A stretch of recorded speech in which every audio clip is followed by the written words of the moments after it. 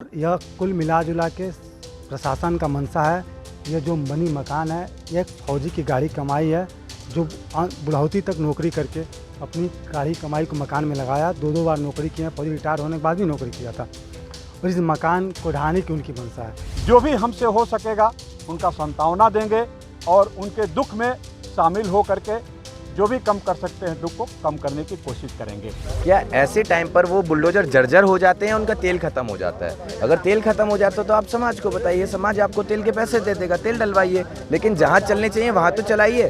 अगर यहाँ बुलडोजर चला तो ये समाज की मांग है कि फिर बुलडोजर चलेगा। देवरिया में हुए 6 लोगों के हत्याकांड के बाद से मामले पर सियासत तेज हो चली है। पहले बीजेपी और समाजवादी पार्टी के नेता देवरिया पहुंचे थे और मामले को लेकर एक दूसरे पर आरोप प्रत्यारोप लगा रहे थे। इसके बाद जयंत चौधरी की पार्टी से भी प्रदेश अध्यक्ष रामाशीष राय देवरिया पहुंचे थे। इसके बाद से प्रेमचंद यादव के समर्थन में कई छोटे छोटे संगठनों के नेताओं ने देवरिया पहुंचना शुरू कर दिया है। समाजवादी युवजन सभा के प्रदेश सचिव महेश यादव पहले देवरिया पहुंचे।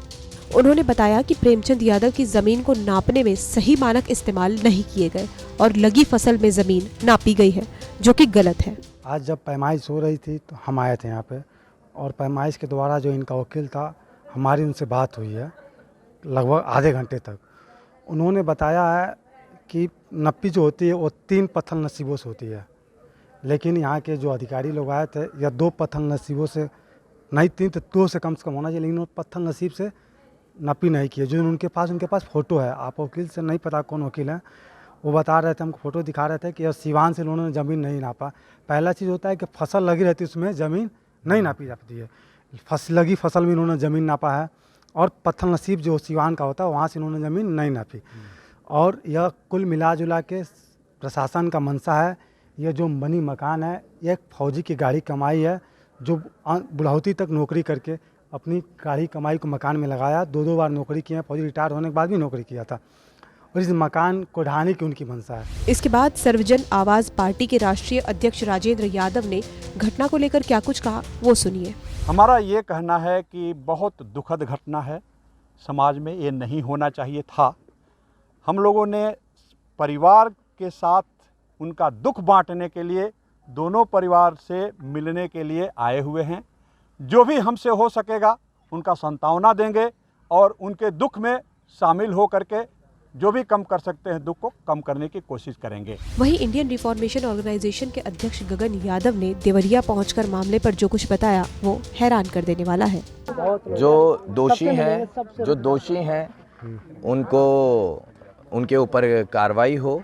और ये जो बुलडोजर वाली बात कही गई है उसके लिए मैं इतना कह देना चाहता हूँ कि पूर्व में हमारे समाज के इतने ऐसे वाक्य हैं, इतने लोग हैं पीड़ित। अगर मैं बलिया की बात करूं, आपके हेमंत यादव, उनके हत्यारों के ऊपर आज तक बुलडोजर नहीं चला उनके घरों पर। आप बताइए, बुलडोजर जहां जहां चलने चाहिए थे, क्या पूर्व में आपने बुलडोजर वहां चलाए?